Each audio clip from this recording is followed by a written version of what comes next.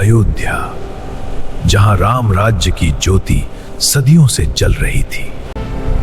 भगवान श्री राम अपना अवतार काल पूरा कर चुके थे। वैकुंठ लौटने का समय आ गया था। यमराज स्वयं प्रकट हुए थे, नियति का अंतिम और अटल संदेश लेकर। समय अब अपनी अंतिम सीमा पर आकर ठहर गया था। भगवान श्री राम को अपना दिव्य शरीर त्यागना था।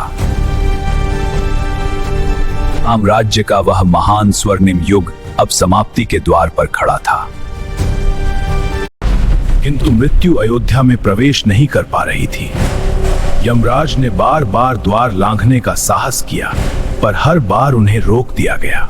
वहां न कोई विशाल सेना थी, न कोई दिव्य अस्त्र, न कोई मंत्र शक्ति, केवल एक अकेला महान योद्धा द्वार पर अटल खड़ा था। उनका सबसे प्रबल भक्त पवन पुत्र हनुमान। उनकी आंखों में आग, शरीर में वज्र सा बल। कोई भी प्रभु के पास नहीं पहुंच सकता था, यहां तक कि मृत्यु का देवता भी नहीं। यमराज के मन में भय की लहर दौड़ गई थी। वे जानते थे, यदि हनुमान ने एक बार इच्छा कर ली तो उन्हें इस ब्रह्मांड की सीमाओं से भी कहीं आगे अनंत शून्य में धकेल दिया जाएगा। उस अपार, दिव्य और असीम शक्ति के सामने काल भी सहम उठा था। उसी पल सारा ब्रह्मांड ठहर सा गया था। समय आगे बढ़ने के लिए व्याकुल था, पर हनुमान उसे बढ़ने नहीं दे रहे थे।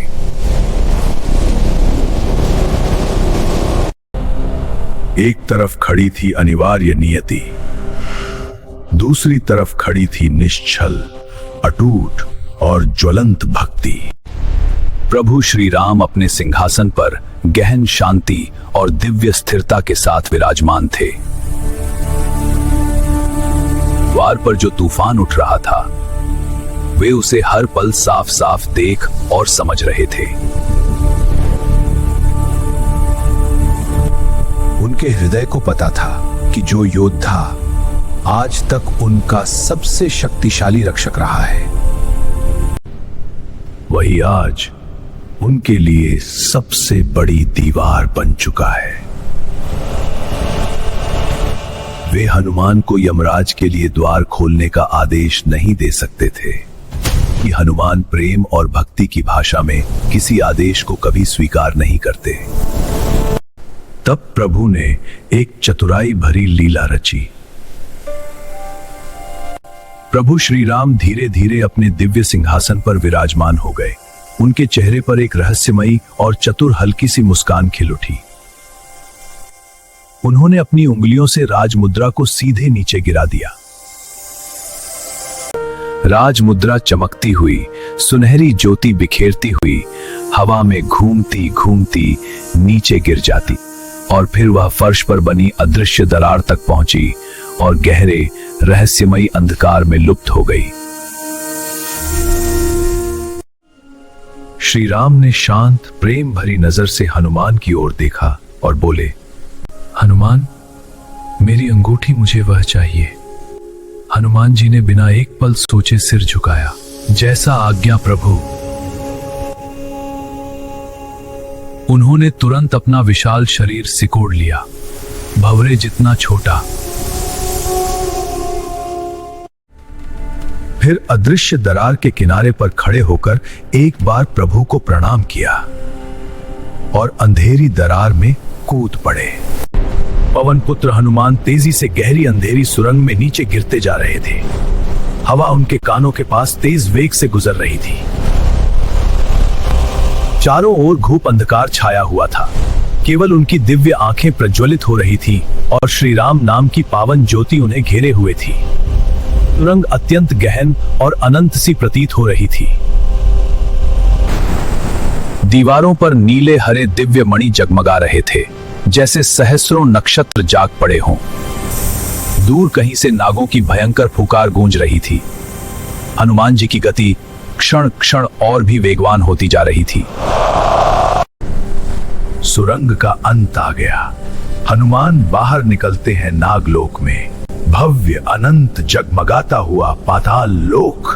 हजारों मोतियों, रत्नों और नीलमणियों से जड़ा विशाल कक्ष और बीच में एक अनंत विशाल पर्वत। लाखों करोड़ों चमकती हुई सोने की अंगूठियां। हनुमान जी ने एक अंगूठी उठाई, दूसरी, तीसरी, सभी राम की ही। उनके चेहरे पर हैरानी, आश्चर्य और गहन विचार। तभी नागराज वासुकी का भव्य रूप प्रकट हुआ। उनका विशाल शरीर सहस्रों मणियों और रत्नों से जड़ा हुआ था। उनके फन फैले हुए थे, मानो आकाश को छू रहे हों। उनकी आंखों में हजारों कल्पों का प्राचीन ज्ञान चमक रहा था। वासुकी धीरे से बोले, पवन पुत्र हनुमान, घबराओ मत। यह सृष्टि चक्र है, यह अनंत, अटूट और अनादि है। ब्रह्मा के एक दिन को हम एक कल्प कहते हैं। हर कल्प में त्रेता युग आता है और हर त्रेता युग में भगवान विष्णु श्री राम के रूप में अवतार लेते हैं। वे अयोध्या में जन्म लेते हैं, रावण का संहार करते हैं, राम राज्य स्थापित करते हैं और जब उनका अवतार काल समाप्त होता है तो वे ठीक यही लीला रचते हैं, अंगूठी गिराते हैं। तुम हर कल्प में यही आते हो, हर कल्प में यही अंगूठियों का अनंत पर्वत देखते हो। ये करोड़ों अंगूठियां हजारों कल्पों की साक्षी हैं। मृत्यु को रोका नहीं जा सकता हनुमान। यह समय का खेल है, सृष्टि का अनंत चक्र है। प्रभु की यह लीला तुम्हें दिखाने के लिए है कि भक्ति कितनी महान है। फिर भी ईश्वर की इच्छा के आगे सब कुछ क्षणिक है। परंतु तुम्हारी भक्ति अमर है पवन पुत्र हनुमान। तुम हर कल्प में राम के साथ हो और सदैव रहोगे। अब जाओ, प्रभु ने तुम्हें यहां भेजकर अपनी लीला पूरी कर दी है। हनुमान जी ने नागराज वासुकी के समक्ष गहन भक्ति और श्रद्धा से साष्टांग प्रणाम किया। उनके नेत्रों में प्रभु की लीला की पूरी दिव्य समझ चमक उठी। फिर हनुमान जी वज्र की गति से ऊपर की ओर प्रस्थान कर गए, लेकिन उनके हृदय में एक अज्ञात व्याकुलता थी। उधर हनुमान जी के अनुपस्थिति में प्रभु श्री राम ने अपना अंतिम और महानतम लीला रच दी। अयोध्या के पावन तट पर, जहां राम राज्य की अंतिम ज्योति अभी भी धीरे धीरे मध्यम हो रही थी, सरयू नदी का जल स्वयं दिव्य अमृत सा चमक रहा था, मानो समस्त देवता मिलकर उसे पवित्र कर रहे हों। सारा आकाश स्तब्ध था, पक्षी अपनी चहचहाहट भूल चुके थे, हवा तक रुक गई थी। प्रभु श्री राम अपार शांति और अनंत तेज से सुशोभित धीरे धीरे सरयू के जल की ओर बढ़े। हर कदम के साथ उनके दिव्य शरीर से सहस्रों सूर्यों सी ज्योति फूट रही थी। जल उनकी कमर तक, फिर छाती तक और अंततः उनके दिव्य मुखमंडल तक पहुंच गया। तभी अनंत प्रकाश पुंज फूट पड़ा, मानो ब्रह्मांड स्वयं रो पड़ा हो।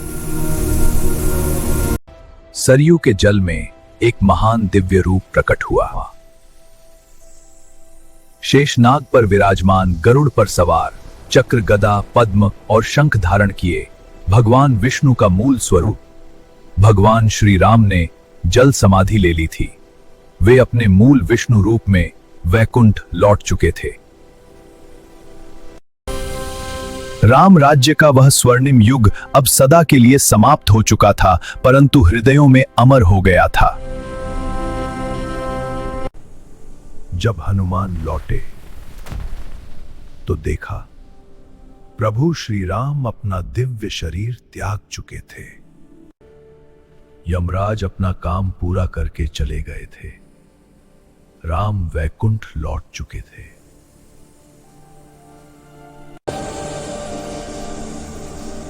हनुमान जी के नेत्रों में आंसू, लेकिन हृदय में प्रभु की लीला की पूरी समझ। तभी आकाश से दिव्य ज्योति फैली, एक मधुर प्रेमपूर्ण आवाज गूंजी, हनुमान मेरे सबसे प्रिय भक्त, तुमने आज साबित कर दिया कि भक्ति मृत्यु से भी बड़ी है।